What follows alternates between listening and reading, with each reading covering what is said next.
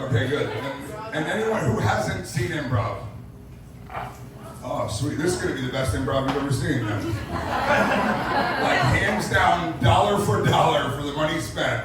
This is going to be the best comedy show you've ever been to. Huh? Okay. Come on in!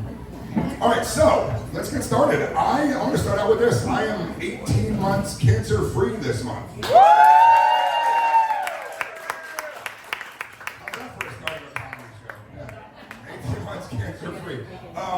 Who deserves the, and I usually get an applause or people say, man, they applaud my strength or whatever. I went through a lot of radiation and chemo, all that stuff. Who really deserves the applause is the girl that I was banging during treatment. Oh, yeah. I'm just saying, like, you deserve to ring the bell when you've had my feeding tube resting on your lower back. I'll go. Should I go? I'll go. Did the middle schoolers leave for fun? Okay. No, but she was a wild one. She had her nipples pierced. Ooh. Yeah. I don't know if it was the radiation or not. It tasted like car keys. So that part was like, I don't know if it was because of what I was going through. I lost a ton of weight during that, but obviously I was still doing it for her. She got into, like, we got into some role-playing stuff, and she wanted me to be her daddy. She said, I want you to be my daddy. This lady's like, what the fuck did I just walk into? So she calls me, why don't you come over and knock on the door, and you get right into character. And I go, I'm right in. I knock on the door, and she says, come in, daddy. And she said, I go, okay, I'm ready. So I go in. As soon as I walk in, I notice the temperature, and I like adjust the temperature. Like, I'm not made of money, you know what I mean? I start walking around the house like the dishes aren't done, and the drinks aren't on coasters, and I'm out of here. And I left. So that part didn't go well. Now my friends tell me she never called me again because I got the role-playing thing mixed up. I think it was because I left the parental controls off on her phone, so she couldn't call people after 10 at night. So I don't know which one of those it is. I've been trying to get in shape though. I went way overcompensated. Lost a ton of weight during cancer and then gained it plus a bunch back. Woo! Yeah. He's fat again. Yes. What's that? Fat. I remember holding my breath before that for things like to blow out candles or riding a roller coaster or things like that, and going under the water, swimming. And then it got to a place now where like I hold my breath to like put on my jeans and pick something off the ground and tie my shoes, like very simple activities. So I noticed a big shift in that. I was at a bar one time, I'm not kidding, within a month ago, I pull out my wallet, I place it in the bar, I buy a drink, I go to put the change back in my pocket, and my wallet falls on the ground. Now instinctively, you just bend down and pick that up. For a solid second, I contemplated, like, it would be way easier to take this thing home than it would be to get down there and pick it up, because I know I'm going to get lightheaded, and I pop a blood vessel in my eye. You ever pull your pants, you pull your shoe up by your pant leg? And then your lace is tied on the side. Like, just look at people's laces, you can tell how much they struggle fucking tying their shoes. Like, such a simple task. So I'm trying to get in better shape. I'm running some 5Ks. Anyone here running 5Ks? Two of us. A multi-million-dollar industry. Two of us running 5Ks. So here's a hint, my friend. If you're not a big runner, you can tell a lot by the names of the 5Ks and who's running in them. So about 6 months ago, I ran my first ever 5K, and it was the Say No to Drugs 5K. And I go, okay, this is great. And just as I thought, I get there, there's kids. Say No to Drugs is a kids campaign, right? So there's kids running around and women pushing babies in strollers. I fucking smoked everyone in the 5K. Fuck those kids. Like, I was fucking gone. And I'm like, okay, I think I'm on to something. So I'm scrolling, looking at another 5Ks, and I see one coming up called the, hello, just on.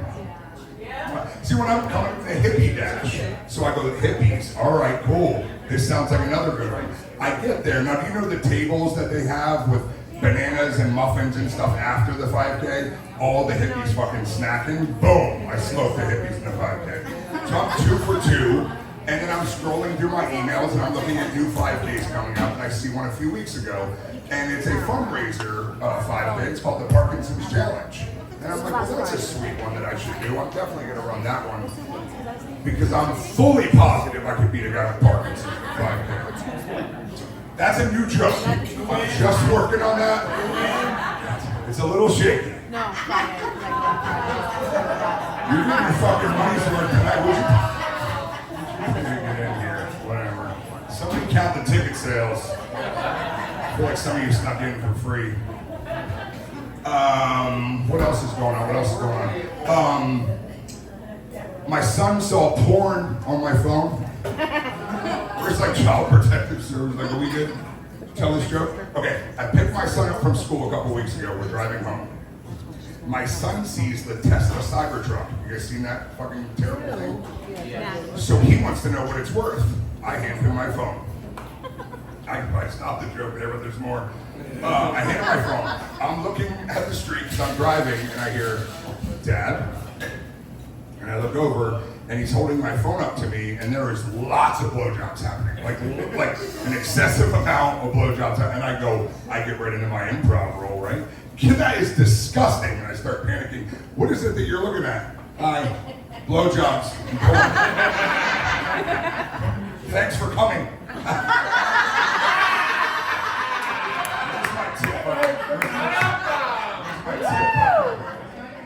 I really can do improv. Hope you guys brought your scrunchies. I had cancer. I had cancer. I will work that thing for 5 more years. Yeah. No, that girl was free. She asked me to tie her up, and I was like, I can't, but this little ribbon is so small. So he sees the porn. I take the phone. This is disgusting. I go, this is why I'm getting creative. This is why we have the parental block on your Google, because 1 minute I'm looking at, is Tom Brady coming back? And the next thing I see this, right? So that's why we have the parental block. Now he's 10, and he's pretty technologically sound, so he says, Dad, it's in the search bar. Oh, fuck. More kids. It's in the search bar, and I go, I don't know how that happened. Give me the phone. That's disgusting, and it's quiet. So I'm like, okay, I've weathered that storm, and we're driving. And then he says, Dad, it's totally okay if you're gay. Now, I don't know if this is like some child psychology shit, but I immediately grab my phone and start showing him all the porn on my phone to counter this. I'm showing him like pictures of ex-girlfriends. Like, I really need to counter this argument. So that backfired. What else? Porn. Oh, I used to masturbate with my dad.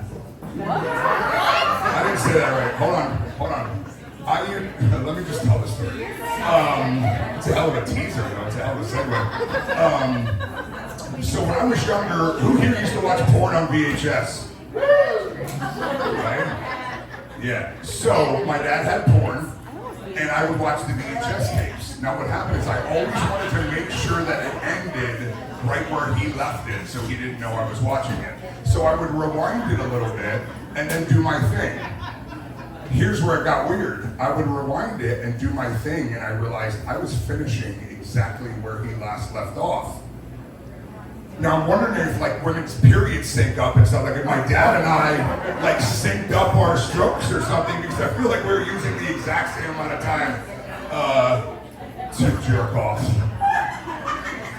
I think I've done enough here. If I did nothing else, that girl loves that. I used to masturbate at my dad's porn.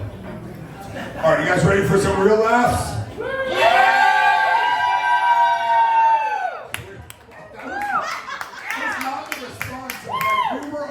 Getting real laughs. It's like, finally, yes, we're ready. All right, we are going to introduce the other members